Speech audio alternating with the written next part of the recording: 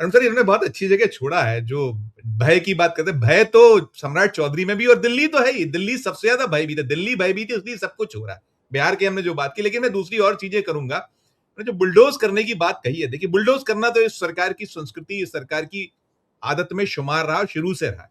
अब ये निकली है खबर, एक इंडियन एक्सप्रेस की खबर है सर, मैं इस क्लिप को दिखाता हूं, फिर सवाल करता हूं आपसे। ये तो है ही है, देखिए ये इंडियन एक्सप्रेस की एक खबर ये है कि कैसे जो है, ये इसमें डेट्स हैं सर, देखिए इसमें पूरी है कि वो मार्च से जुलाई के बीच में 1 लाख इंस्टाग्राम, इसके फेसबुक पर 80,000, यूट्यूब पर 15,000, मतलब हर 1 मिनट में, वो 68 सेकेंड्स का है इसमें, कि कैसे आपने हर चीज को 1 मिनट में कई कई सारे हटाए गए।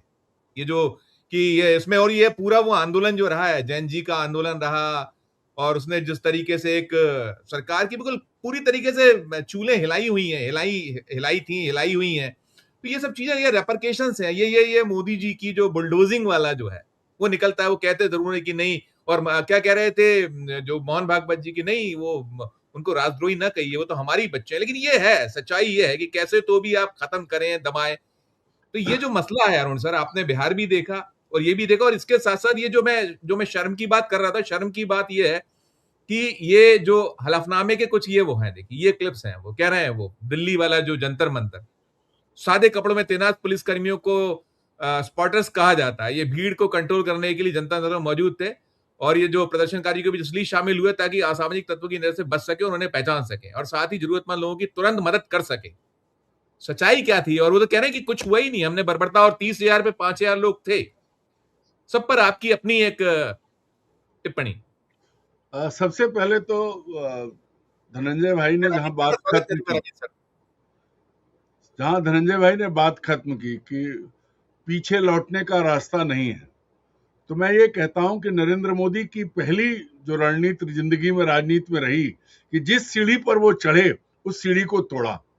तो अब वो जहां पहुंच गए, नीचे की सारी सीढ़ियां तोड़ चुके हैं।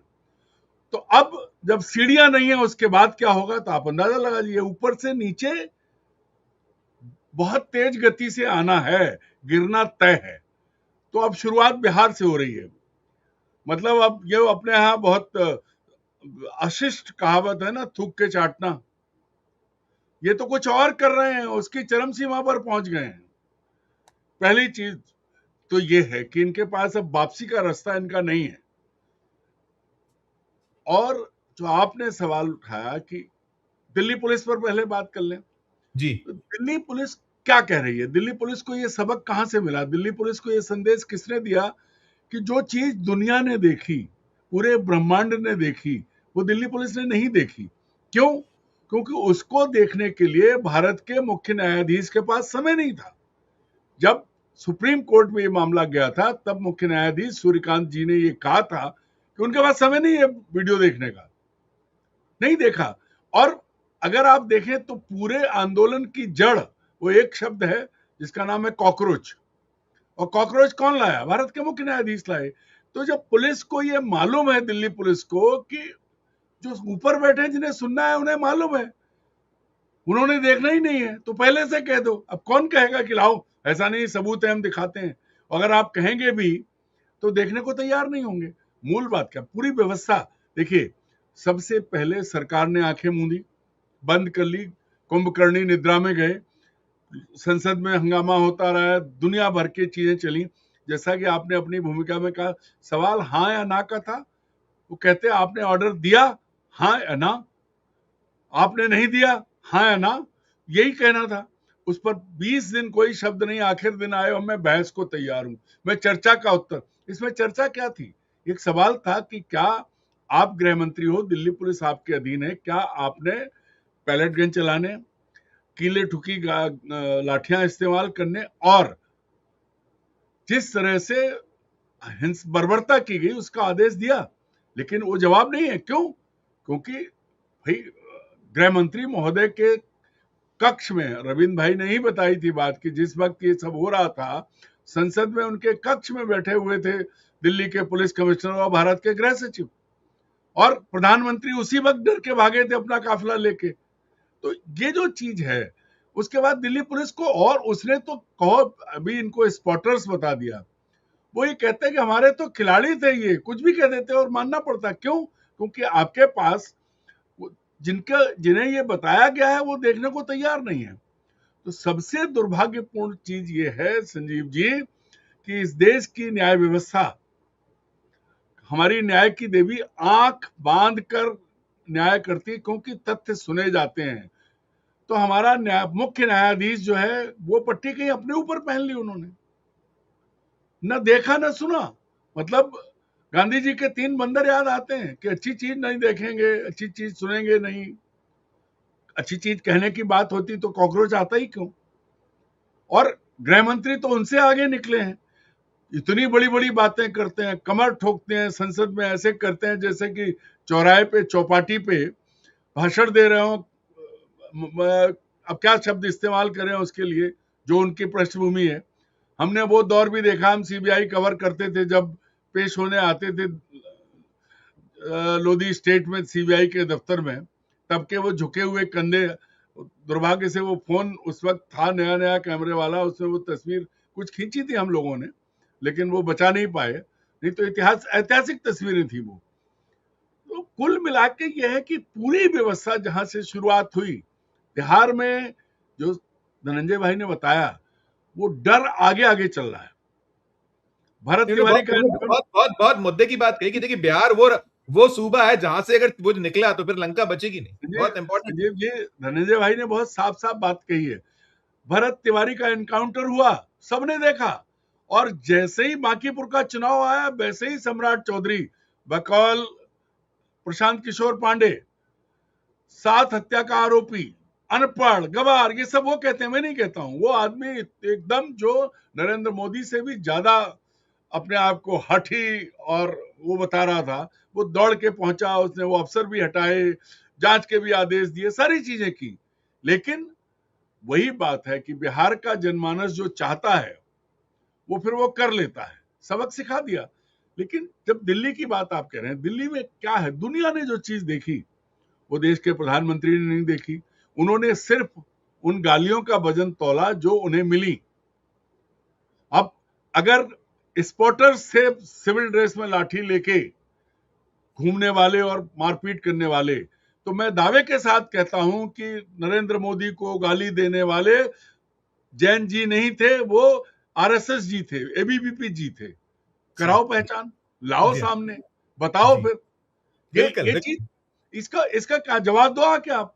तो आपने अपनी गालियां तौल ली, आपको मां की गाली दी, आप माफ करने चले आए, लेकिन उस बच्ची जिसके नितंबों पर बुरी तरह से दरोगा ने डंडा मारा, उस दरोगा की शक्ल दुनिया ने देखी, आपने नहीं देखी। बिल्कुल, क्यों? क्योंकि आप दोनों, बहुत खराब शब्द है, लेकिन निरंकुश और निर्दयी और बेशर्म शासक हो। आपने बच्चियों के साथ मारपीट नहीं देखी, उनके चेहरे पे पैलेट गन के छर्रे नहीं देखे। मैंने कश्मीर में पैलेट गन का इस्तेमाल देखा है एज ए रिपोर्टर, और वही सब कुछ हुआ। अस्पतालों के डॉक्टर कह रहे हैं कि हमने पैलेट गन के लिए ट्रीट किया है, और दिल्ली पुलिस बेशर्मों की जमात, और वो भी क्या करेंगे। बिल्कुल बिल्कुल बिल्कुल बिल्कुल बिल्कुल। मैं अपनी बात पे कह रहा हूं कि दिल्ली पुलिस से आप कोई उम्मीद मत करिए। जब उनका आला मुखिया, उनका आका बेशर्म है, तो पुलिस तो बेशर्मी के लिए जानी जाती है। कल अगर सत्ता बदलती है, मैं आपसे दावे के साथ कहता हूं, तो दिल्ली पुलिस के वो सिपाही जिन्होंने राहुल के कान में कहा था इन्हें हटाइए, और मौका पाएंगे तो इन्हीं नरेंद्र मोदी और अमित शाह को सड़क पे घसीट के मारेंगे। पुलिस का चरित्र यही है। ठीक बात बिल्कुल। ये इन्हें याद नहीं है। यही सच है, यही सच है। और हमने देखा है, ऐसा होते हुए देखा है। मैं बार बार उदाहरण देता हूँ, हम लोग तमिलनाडु में देखा था हमने कैसे वो तड़के उठा के ले गई थी जयललिता की पुलिस। छोड़िए, मध्य प्रदेश में दिग्विजय सिंह को किसने गिरफ्तार किया था? उनका सबसे प्रिय था वो। यस वो भी तो ये सब तो है ये गिव एंड टेक है और टिट फॉर टैट है, दोनों है। भोपाल के किस्सा सुनाते हैं, मतलब संजीव जी माफ कीजिएगा, धनंजय भाई जरा ध्यान से सुनिए। भोपाल में नवाब के किस्से बड़े जोरदार हैं। तो यहाँ जब फेंकने का बड़ा वो है, तो लोग कहते हैं कि नवाब साहब एक रफूगर अपने साथ रखते थे जो उनकी बात को संभालता था। तो ऐसे ही एक दिन नवाब साहब ने कहा कि उस दिन मैं शिकार पे गया और मैंने ऐसी गोली मारी कि हिरन की टांग से लग के उसकी आंख में लग के और उसके कान से निकल गई। हम्म। अब सबने इधर उधर देखा, लगा कि यार ये तो नहीं हो सकता है। अब रफूगर ने भी इशारा किया, लेकिन नहीं, अब नवाब साहब ने बोल दिया तो बोल दिया। अब रफूगर बोला, देखिए नवाब साहब बिल्कुल किबला सही कह रहे हैं, क्योंकि हिरन अपनी टांग से कान खुजा रहा था, तो वो कान खुजाते वक्त गोली चली तो टांग में लग के, कान में लग के आंख से निकल गई। अब ठीक। वो उस वक्त हो गया, लेकिन जैसे ही बाहर निकला वैसे ही उसने, रफूगर ने कहा कि हुजूर इससे ज्यादा रफू नहीं कर पाऊंगा मैं, ये तंबू फट गया है। तो अमित मालवी जो है बेचारे, और रफूगर करने करने में बच गए, नहीं कर पा रहे थे। अब इतने बढ़िया, बड़े बड़े छूट हो गए हैं, तो ये बढ़िया। तंबू फट चुका है।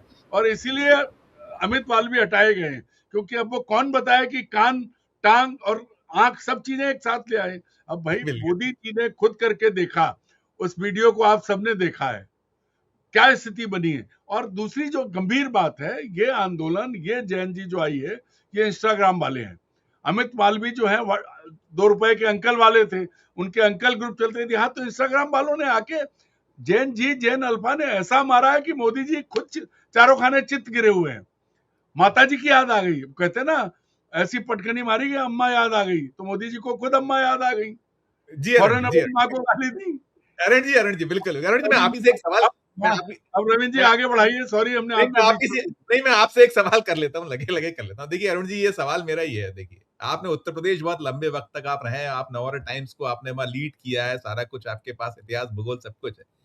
ये जो है, देखिए ये खबर, इस पे थोड़ा प्रकाश डालिएगा। ये योगी का चेहरा, तावड़े की रणनीति, 2027 में बीजेपी के लिए यूपी में क्या कमाल कर पाएंगे विनोद तावड़े, खबर है ये। और आप में ये संदर्भ वही है कि आप जो प्रभारी नियुक्त किए हैं, मैं पंजाब को लेकर रविंद्र जी से पूछ लूंगा, बाकी धनंजय जी भी कई चीजें डिकोड करेंगे। क्योंकि देखिए अभी जो है, गोवा है, उत्तराखंड, पंजाब, ये फरवरी 2027 में यह चुनाव होना है। इनकी तारीखें, जो कार्यकाल है, फरवरी तक का है। फिर मणिपुर, उत्तर प्रदेश, ये मार्च में है। फिर हिमाचल और गुजरात, हिमाचल नवंबर में और गुजरात दिसंबर में है, 27। ये नई टीम, सारा कुछ है। तो अगर हम ये विनोद तावड़े को लें, ये क्योंकि लगते जिगर है ये भी अमित शाह साहब के, आप वो टीम भले ही कुछ भी हो, सब कुछ वही है अभी भी, वो मैंने कहा मोदी और शाह की भारतीय जनता पार्टी की नवीन टीम। तो ये देखिए इक्वेशंस, इसको इसमें इसको कैसे हम, क्या क्या आप इसमें चीजें हम रंजन देख। जी, एक बात आपको बताऊं, अभी जो धनंजय भाई ने कही थी बांकीपुर हार के संदर्भ में, उत्तर प्रदेश में भी भारतीय जनता पार्टी की हालत वैसी ही है।